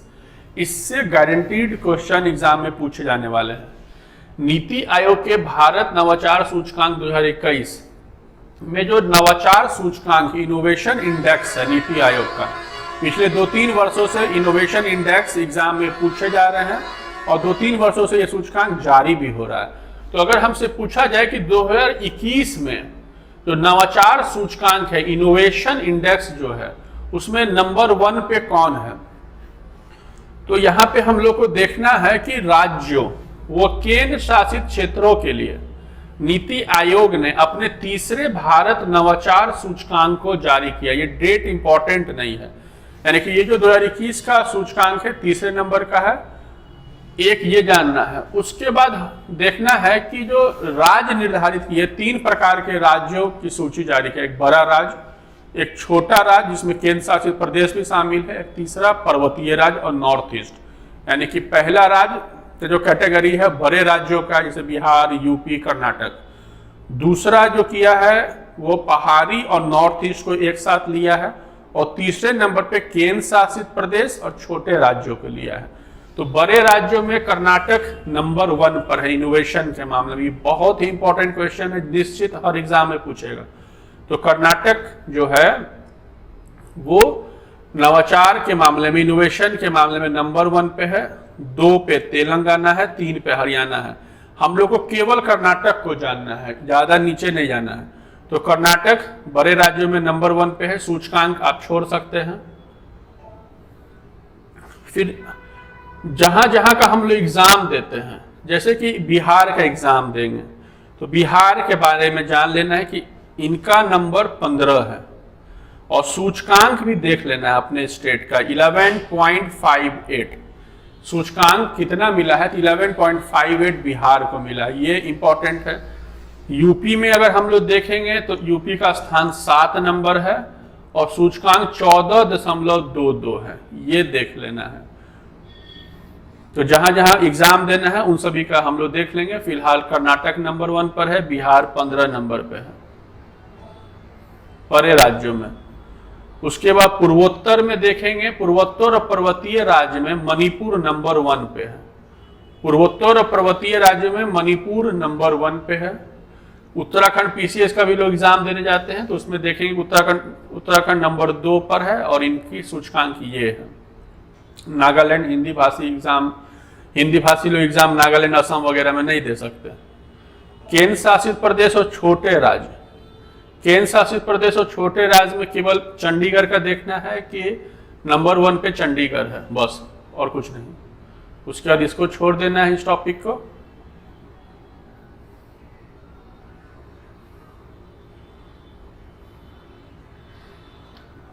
एक ये हो गया। दूसरा टॉपिक है खाद्य सुरक्षा के लिए विभिन्न राज्यों व केंद्र शासित क्षेत्रों की रैंकिंग। सरकार खाद्य सुरक्षा को ध्यान में रखते हुए भी रैंकिंग जारी करती है। खाद्य सुरक्षा अधिनियम 2013 में यूपीए गवर्नमेंट के द्वारा लाई गई थी। ये एक ऐसा अधिनियम है जो केंद्र सरकार को यह शक्ति देता है कि वो एक सार्वजनिक वितरण प्रणाली बनाए और उसके माध्यम से बीपीएल के लोगों को अनाज प्रोवाइड करे। ये व्यवस्था 2013 में यूपीए गवर्नमेंट ने लाई थी। तो इसको लेके सरकार रैंकिंग जारी करती है। इसमें अक्सर हम लोग देखेंगे कि उड़ीसा जो है वो रैंक 1 पर है और 1 पे ही सामान्यतः उड़ीसा रहता है। ये एक ऐसा राज्य है जिसे सामान्यतः देखा जाता है कि केवल खुद से मतलब है और इसके जो मुख्यमंत्री काफी योग्य हैं, नवीन पटनायक।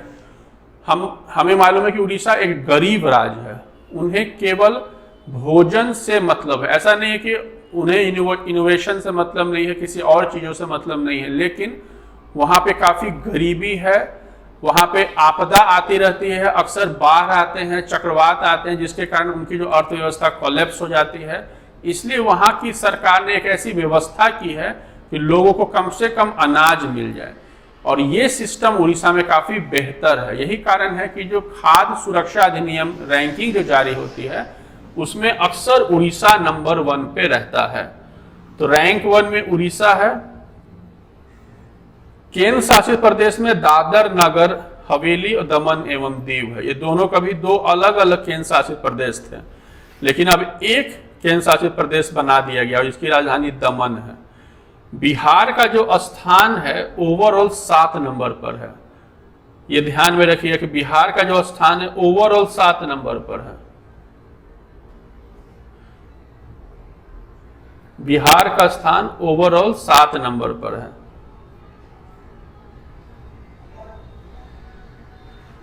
इसका लाइट का इशू हो गया।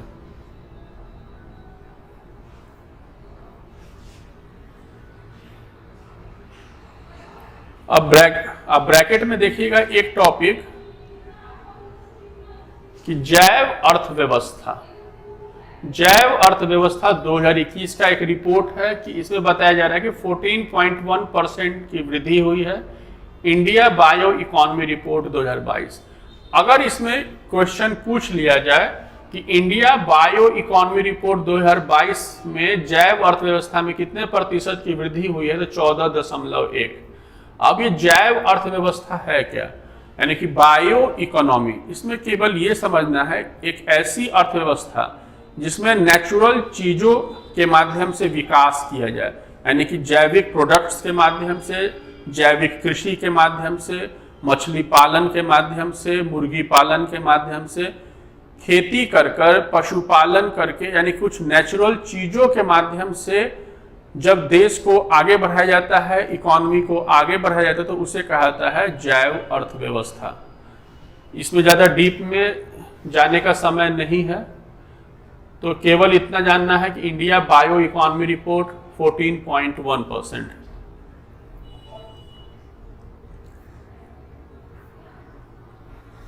ये सब बागवानी वगैरह वाला जो है सब छोड़ देना है।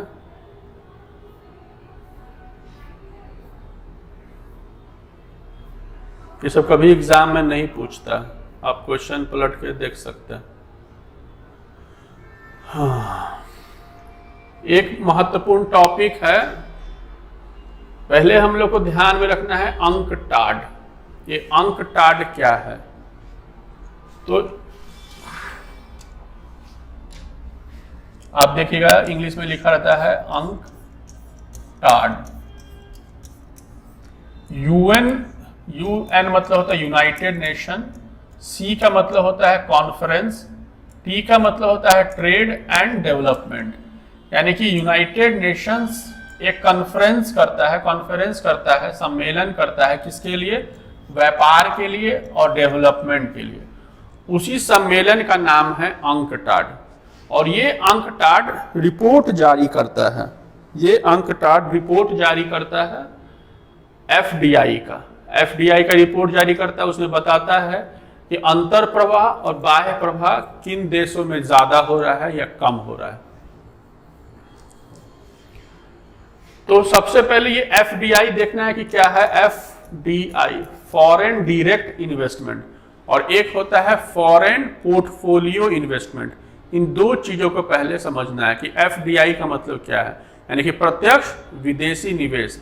अगर पाकिस्तान अपना पैसा भारत में लगाता है, मान लीजिए कि रिलायंस कंपनी में लगाया, और रिलायंस कंपनी के 30% या 35% शेयर को पाकिस्तान का कोई व्यक्ति खरीद लिया, और उसकी मंशा है कि अब रिलायंस को कंट्रोल किया जाए, तो उसके निवेश को, उसके पैसे को एफडीआई कहेंगे। यानी कि एक ऐसा निवेश जिसका मकसद दूसरे देश के कंपनी को नियंत्रित करना है, तो वैसा निवेश एफडीआई कहलाता है।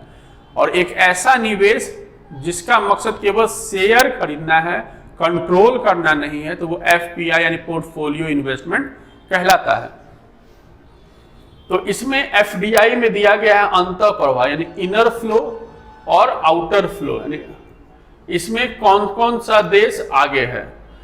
तो यहाँ पे दिया हुआ है कि विभिन्न देशों में एफडीआई के अंतर प्रवाह और बाह्य प्रवाह के आंकड़े अंकटाड प्रतिवर्ष जारी करता है। वर्ष 2021 के दौरान विदेशी प्रत्यक्ष निवेश के अंतर प्रवाह और बाह्य प्रवाह के आंकड़े दिए गए हैं।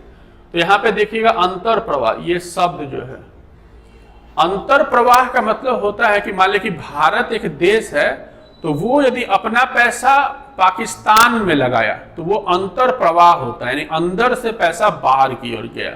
और जब पाकिस्तान से पैसा भारत की ओर आएगा तो उसे कहेंगे बाह्य प्रवाह यानी आउटफ्लो कहेंगे। तो एफडीआई में जो अंतर प्रवाह वाले देश हैं, यानी अंदर से पैसा जो बाहर की ओर गया, उसमें 1 नंबर पे अमेरिका है। यानी कि अमेरिका ने 2021 में पूरे दुनिया में सबसे अधिक पैसा अपने देश से दूसरे देश की ओर लगाया है, और इस मामले में इनर फ्लो के मामले में अमेरिका नंबर 1 पे है। भारत का यदि आप स्थान देखिएगा तो 2021 ये छोड़ दीजिए, 2021 के अनुसार 7 नंबर पे, यानी कि हम लोग पैसा निवेश करने के मामले में 7 नंबर पे हैं 2021 के अनुसार, अंकटाड के अनुसार।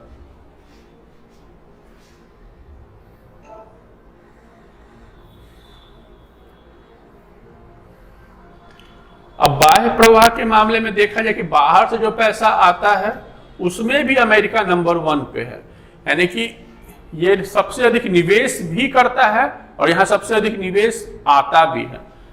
तो बाह्य प्रवाह के मामले में नंबर 1 पे अमेरिका है और भारत का जहां पे जगह है नहीं।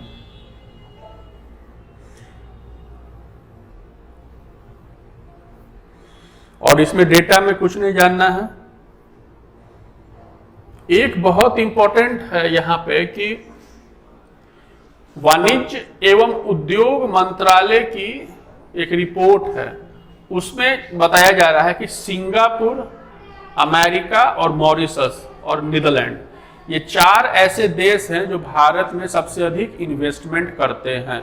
और 2020 में जो बीपीएससी का एग्जाम हुआ था उसमें ये क्वेश्चन आया भी था। उस समय भी सिंगापुर जो है सबसे अधिक निवेश करने वाले देशों में था। पहले मॉरिशस था लेकिन अब सिंगापुर है। तो सबसे अधिक जो एफडीआई आता है हमारा वो सिंगापुर से आता है। ये बहुत इंपॉर्टेंट क्वेश्चन है, ये ध्यान रखना है। यानी कि सिंगापुर, अमेरिका और मॉरिशस, इन 3 देशों का नाम याद रखना है कि यहाँ पैसा सबसे अधिक उन देशों से भारत में आता है।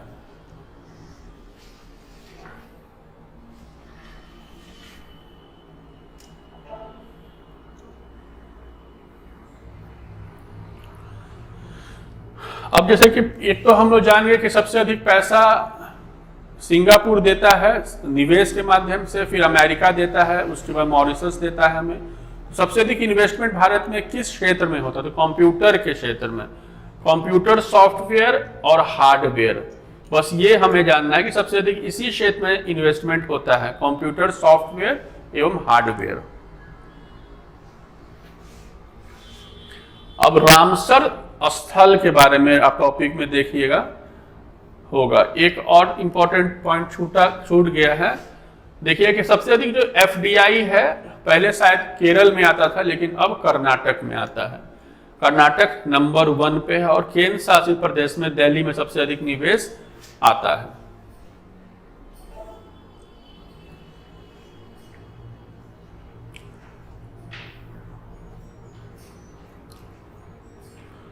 अब बात करेंगे रामसर क्षेत्र की। अगर आप ईरान के मानचित्र को देखे हैं तो उसके उत्तर में एक सागर है, कैस्पियन सागर, उसी के तट पे एक शहर है, उस शहर का नाम है रामसर। उसी रामसर साइट पे कभी एक संधि हुई थी, यूनेस्को ने कुछ देशों के साथ एक संधि की थी और उसी संधि को कहते हैं रामसर संधि। ये रामसर संधि का संबंध वेटलैंड से है, यानी कि आर्द्र भूमि से है। आर्द्र भूमि एक ऐसा भूमि जहां पे जल रहता है, छोटा सा नदी भी हो सकता है, झील भी हो सकता है, दलदली क्षेत्र भी हो सकता है। और जब छोटा सा झील होगा, नदी होगा या दलदली क्षेत्र होगा, वहां तो पेड़ पौधे होंगे, पशु पक्षी हो सकते हैं और एक अच्छा इकोसिस्टम डेवलप हो सकता है, जिसे बचाना हमारे मानव सभ्यता के लिए काफी आवश्यक है। इसी को ध्यान में रखते हुए यूनेस्को ने रामसर संधि की थी। यहाँ पे लिखा हुआ भी है कि नमी या दलदली भूमि वाला क्षेत्र जो वर्ष भर आंशिक रूप से या पूर्ण रूप से जल से भरा रहता है, आर्द्र भूमि कहलाता है।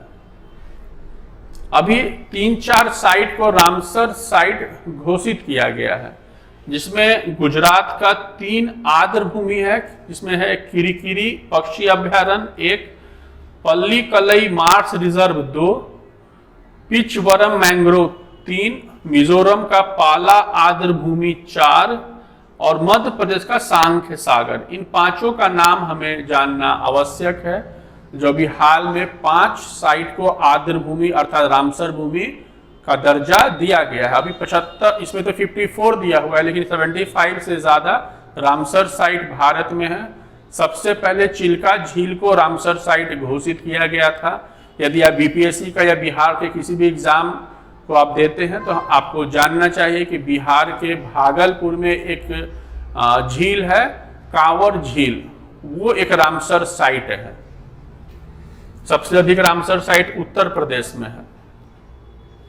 तो इसमें बहुत सारा रामसर साइट है, सबको जानना आवश्यक नहीं है, आप लिस्ट देख लीजिएगा।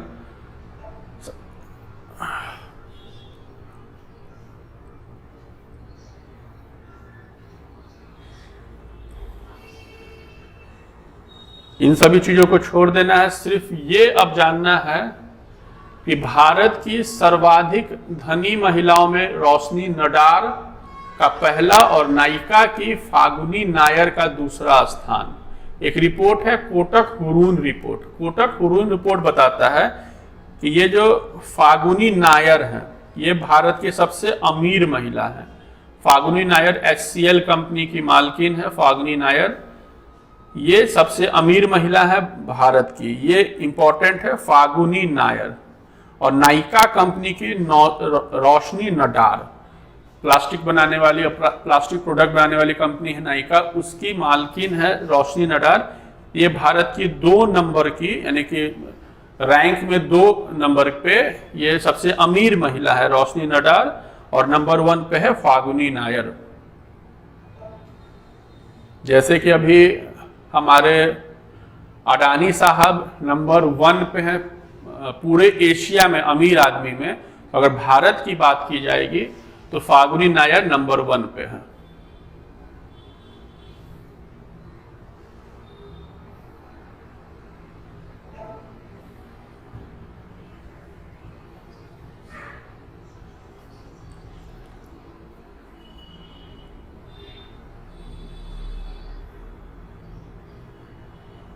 अब एक छोटा सा पॉइंट है यहाँ, अप्रैल और जून तिमाही में भारत के वस्तुगत निर्यात एवं आयात, ये ध्यान में रखेंगे। हालांकि एग्जाम में पूछता नहीं है, प्रत्येक 2-3 महीनों पे ये रिपोर्ट आता रहता है।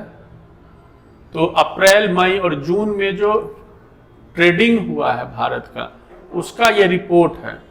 तो हम लोग देखते हैं कि जो एक्सपोर्ट है, निर्यात है, वो लगभग 119 अरब डॉलर है। ये एक डेटा जानना है हमें। दूसरा, आयात में जानना है कि लगभग आप इसे 190 अरब डॉलर मान लीजिए, यानी कि 119 अरब डॉलर का हम लोग एक्सपोर्ट किए हैं, इंपोर्ट किए हैं 190, यानी कि सामान बेचे हैं हम लोग 119 और सामान खरीदे हैं 190। इस प्रकार हम लोग लॉस में है, यानी कि घाटा में। यानी कि अगर आप जब ज्यादा बेचते हैं तो आप प्लस में रहते हैं व्यापार के मामले में, यानी हम लोग -70 अरब डॉलर पे है। ये एक डेटा हम लोग को जानना चाहिए जो मेंस वगैरह में इंपॉर्टेंट है, पीटी के लिए इंपॉर्टेंट नहीं है। उसके बाद एक बहुत इंपॉर्टेंट पॉइंट है यहाँ पे बिजली के संबंध में, विद्युत उत्पादन के संबंध में। तो इस टॉपिक पे आने से पहले ये हम लोग को जानना चाहिए कि बिजली का उत्पादन होता कैसे है। देखिए, आप भी जानते हो कि बिजली का उत्पादन दो तरीके से होता है, एक ट्रेडिशनल, एक नॉन ट्रेडिशनल, यानी एक परंपरागत और एक गैर परंपरागत। परंपरागत मतलब कि जो जैसा उत्पादन पहले से चलता आ रहा है, जैसे कोयले के माध्यम से, पेट्रोलियम पदार्थों के माध्यम से, गैस के माध्यम से, तो ये सब परंपरागत ऊर्जा के स्रोत हैं। अभी हाल फिलहाल में गैर परंपरागत तरीके से भी ऊर्जा का उत्पादन हो रहा है, जैसे सूरज की रोशनी से, यानी सोलर सिस्टम से, वायु से, जल से, ये सभी चीजों को गैर परंपरागत कहते हैं। परंपरागत को हम लोग जीवाश्म ईंधन भी बोलते हैं, जीवाश्म ऊर्जा भी बोलते हैं, यानी कि एक ऐसा ऊर्जा जिसमें कभी जान था, जो पेड़ पौधों के माध्यम से, जीव जंतु के जमीन के नीचे दबने के माध्यम से बना है। तो ये ऊर्जा को प्राप्त करने का तरीका है। तो यहाँ पे एक चीज जानना है कि यहाँ पे वित्त मंत्री लिखा हो, ये तो गलत लिखा गया, यहाँ पे बिजली मंत्री या विद्युत मंत्री लिखना चाहिए। बिहार के आरा के एक एमपी हैं RK सिंह, राजकुमार सिंह, अभी वो विद्युत मंत्री हैं भारत सरकार के, काफी बेहतर काम कर रहे हैं। तो यहाँ पे लिखा हो कि विद्युत उत्पादन के मामले में भारत का अमेरिका व चीन के पश्चात विश्व में तीसरा स्थान है। ये इंपॉर्टेंट है, यानी कि बिजली उत्पादन करने में हम लोग का नंबर 3 है। 1 नंबर पे अमेरिका है, 2 नंबर पे चाइना है। पवन ऊर्जा के बारे में, यानी कि विंड एनर्जी के बारे में बात की जाएगी तो नीदरलैंड में सबसे अधिक विंड एनर्जी से बिजली का उत्पादन किया जाता है।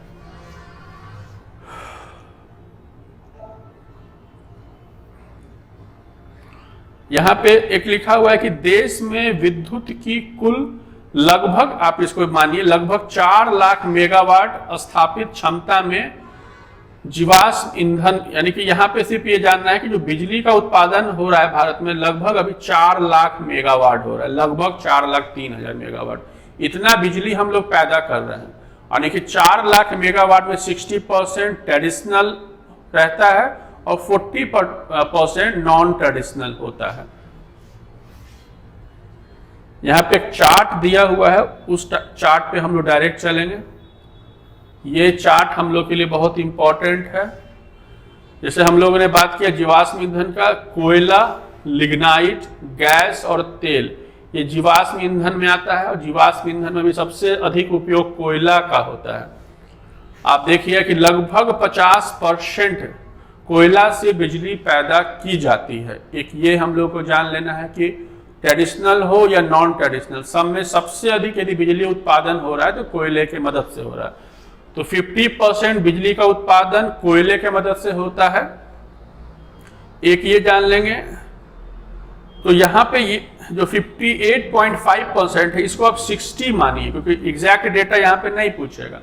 तो लगभग 60% ट्रेडिशनल तरीके से और लगभग 40% गैर जीवाश्म ईंधन से होता है। इसमें फिर हम लोग देखेंगे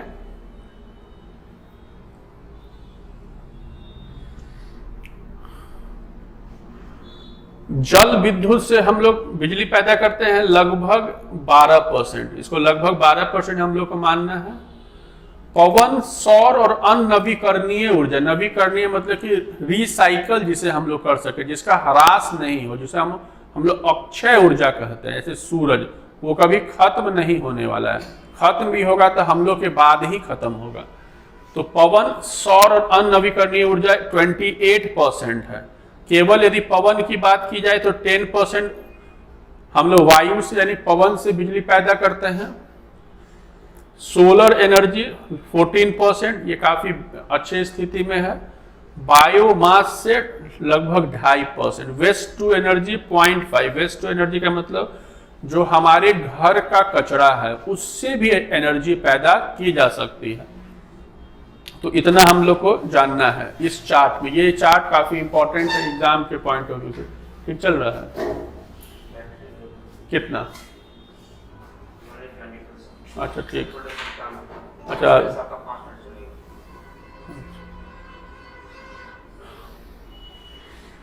फिर हम लोग देख लेते हैं ये टॉपिक। केंद्रीय क्षेत्र लगभग 25% बिजली पैदा करता है, राज्य क्षेत्र लगभग 26% करता है और निजी क्षेत्र लगभग 50%। तो ये डेटा देख लीजिएगा। थोड़ा सा बैटरी का इशू हो गया है। नवीनतम सामान्य ज्ञान, नवीनतम सामान्य ज्ञान में हम लोग देख लेंगे कि जगन मोहन रेड्डी वाईएसआर कांग्रेस के आजीवन अध्यक्ष है। एग्जाम के पॉइंट ऑफ व्यू से इंपॉर्टेंट नहीं है, बैटरी भी थोड़ा डाउन है, इसे ज़्यादा डिटेल में जान नहीं सकते। पीटी के पॉइंट ऑफ व्यू से ये इंपॉर्टेंट नहीं है। इनके पिताजी कभी कांग्रेस के थे, लेकिन विवाद होने के बाद इनके पिता के मृत्यु के बाद इन्होंने वाईएसआर कांग्रेस बनाई है। आंध्र प्रदेश के मुख्यमंत्री हैं। अपने राज्य में 5 उप मुख्यमंत्री को रखे हैं। ये एक इंपॉर्टेंट पॉइंट है इनका। वाईएसआर कांग्रेस इनके पार्टी का नाम है। दूसरा हम लोग को देखना है यहाँ पे अटॉर्नी जनरल के वेणुगोपाल। अभी जो अटॉर्नी जनरल है के वेणुगोपाल है, एक आर्टिकल 76 है, उसके तहत अटॉर्नी जनरल की नियुक्ति होती है।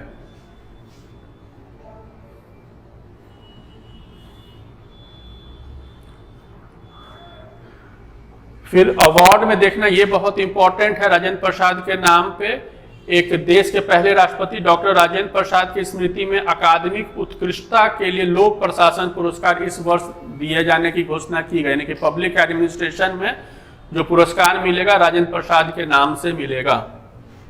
एक नेशनल अवार्ड हम लोग को देखना है कि नेशनल अवार्ड के विषय में देखना है कि इस साल जो 68वां नेशनल अवार्ड है, 68 नंबर का जो नेशनल अवार्ड है, उसमें 2 एक्टर अजय देवगन, तानाजी के ये एक्टर थे, और सूर्या, इन दोनों को नेशनल अवार्ड दिया गया है। एक्टर कैटेगरी में नेशनल अवार्ड इन दोनों को मिला है, सूर्या को और अजय देवगन को। और इसमें बहुत सारा डेटा है, वो जानना नहीं इंपॉर्टेंट है। तो सर्वश्रेष्ठ अभिनेता का पुरस्कार अजय देवगन को, इनके पिक्चर का नाम है तानाजी अनसंग वॉरियर, और सूर्या। अभिनेत्री में अपर्णा बाल मुरली, सर्वश्रेष्ठ अभिनेत्री हैं अपर्णा बाल मुरली। सर्वश्रेष्ठ फिल्म अगर आप देखिएगा तो यही इंपॉर्टेंट है, सर्वश्रेष्ठ फिल्म है सुरारई पोट्टू, सर्वश्रेष्ठ फिल्म है। इतना ही नेशनल अवार्ड के लिए इंपॉर्टेंट है, उसके बाद इंपॉर्टेंट नहीं है, आप सबको छोड़ सकते हैं। यहां पे एक है मिस इंडिया जो इस बार हुई है, उनका नाम है कर्नाटक की 21 वर्षीय सिनी सदानंद शेट्टी को मिस इंडिया बनाया गया है। सिनी सदानंद शेट्टी। निधन वगैरह कभी नहीं पूछता है। फेमिना मिस इंडिया, इसमें जल्दी से मैं बता दूं कि ये जो है सिनी शेट्टी हैं, ये विनर हैं। तो ये अब सीधा मिस यूनिवर्स के लिए क्वालिफाई कर गई हैं। उप विजेता जो है, प्रथम उप विजेता, ये मिस वर्ल्ड के लिए क्वालिफाई करेंगी, और जो दूसरे नंबर की हैं ये एशिया पैसिफिक के लिए क्वालिफाई करेंगी। पहली जो मिस यूनिवर्स थी भारत की, वो सुष्मिता सेन थी, ये ध्यान में रखना है। अब डेटा का जो है, डेटा में भी बात करने के लिए बहुत कुछ था, लेकिन बैटरी का जो प्रॉब्लम है उसमें ज़्यादा बताना ठीक नहीं है। ये देख लीजिएगा जुलाई का चार्टर अकाउंटेंट डे, और जुलाई में एक बहुत इंपॉर्टेंट है कि डॉक्टर्स डे 1 जुलाई को मनाया जाता है। एक बंगाल के जो पहले मुख्यमंत्री हैं रॉय साहब, उनके स्मृति में उनके जन्म दिवस पे 1 जुलाई को डॉक्टर्स डे मनाया जाता है। वो भारत रत्न अवॉर्डी भी थे और हमारे लिए काफी गर्व का विषय हुआ कि पटना के रहने वाले थे।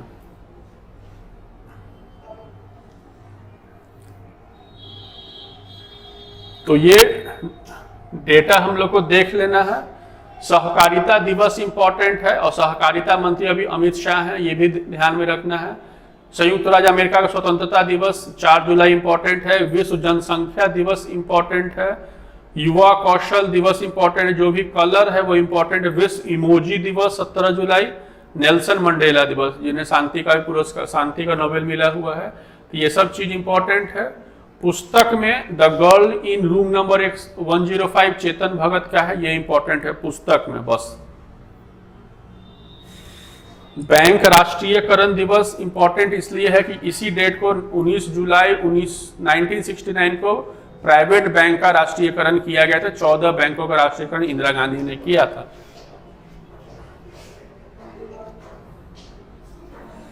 बीस जुलाई विश्व शतरंज दिवस। 20 जुलाई 1969 को चंद्रमा पर सबसे पहले अमेरिका ने कदम रखा, नील आर्मस्ट्रॉन्ग और एडविन के मदद से, ये इंपॉर्टेंट है। कारगिल दिवस हम लोग को पता ही है। हेपेटाइटिस डे 28 जुलाई। 29 जुलाई अंतर्राष्ट्रीय बाघ दिवस इंपॉर्टेंट है। मध्य प्रदेश में सबसे अधिक बाघ पाए जाते हैं। विश्व मानव तस्करी दिवस 30 जुलाई। और कोई भी इंपॉर्टेंट नहीं है। यहाँ पे ऑपरेशन देखना है, एक सी गार्जियन 2 ऑपरेशन होता है। 2 नौसेना आपस में मिलकर यह अभ्यास करती है, चाइना और पाकिस्तान की, सिर्फ ये ध्यान में रखना है। और एक है धर्म गार्जियन, जिसमें जापान और भारत की नौसेना आपस में अभ्यास करती है। तो ये पॉइंट इंपॉर्टेंट है और कुछ भी इसमें इंपॉर्टेंट नहीं है। ये सभी चीज आप छोड़ सकते हैं। मिसलेनियस में अंतर्राष्ट्रीय पुलिस एक्सपो हुआ है। कहाँ? पुलिस एक्सपो जो हुआ, एक्सपो का मतलब होता है एग्जीबिशन, प्रदर्शनी, माने कि जो रक्षा का जो अत्याधुनिक हथियारों का जो प्रदर्शनी हुआ है वो प्रगति मैदान में, दिल्ली के प्रगति मैदान में हुआ है। यही इतना इंपॉर्टेंट नहीं है। हाँ, ये बहुत इंपॉर्टेंट है। बुरहानपुर कभी खान देश की राजधानी हुआ करती थी।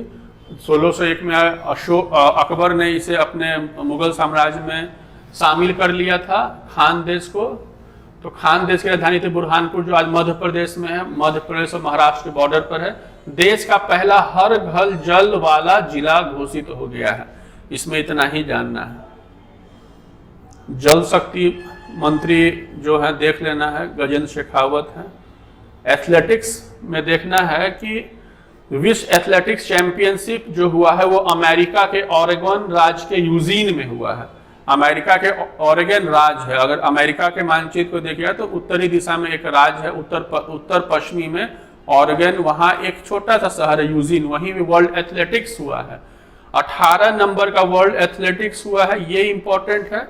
सबसे अधिक पदक अमेरिका ने प्राप्त किया है और इसी में एथलेटिक्स में रजत पदक हमारे नीरज चोपड़ा ने पाया है। और इसी एथलेटिक्स में कभी बहुत पहले 2003 में अंजू बॉबी जॉर्ज ने कांस्य पदक पाया था। तो ये इंपॉर्टेंट है। और इस पर जो कॉमनवेल्थ हुआ है उसमें जो गोल्ड मेडल है एक पाकिस्तानी को मिला है। और इसमें कुछ भी जानना इंपॉर्टेंट नहीं है। सिंगापुर वाला देख लेना कि सिंगापुर ओपन बैडमिंटन चैंपियनशिप में पीवी सिंधु ने एकल खिताब जीता है। बैडमिंटन प्लेयर को शटलर भी बोला जाता है, ये इंपॉर्टेंट है।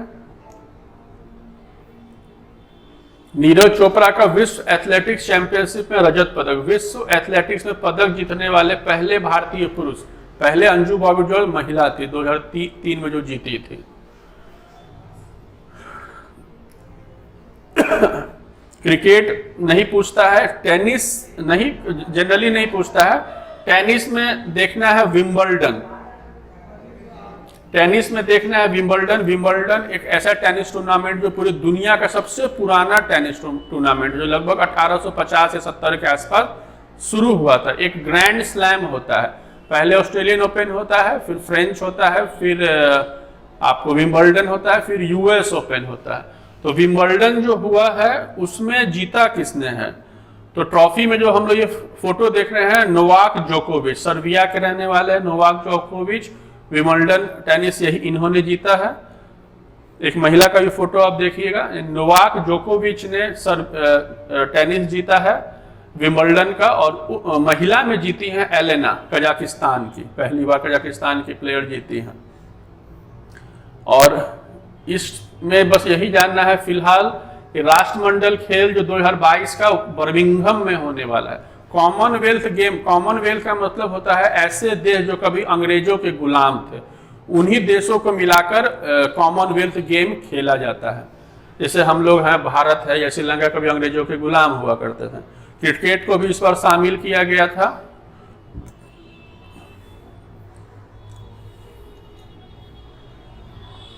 तो आई होप ये पूरा प्रतियोगिता दर्पण खत्म हो गया है। तो यहाँ पे सितंबर माह का प्रतियोगिता दर्पण समाप्त हो गया है। जितना भी कलर पॉइंट है वही इंपॉर्टेंट है, और इसका 2 प्रकार का पीडीएफ दे दिया जाएगा, एक बुक फॉर्म में दे दिया जाएगा कलर करके, और एक पीडीएफ फॉर्म में भी मिलेगा जो पीपीटी फॉर्म में होगा। तो अब हम लोग मिलेंगे प्रतियोगिता दर्पण के अगले संस्करण में, तब तक के लिए धन्यवाद।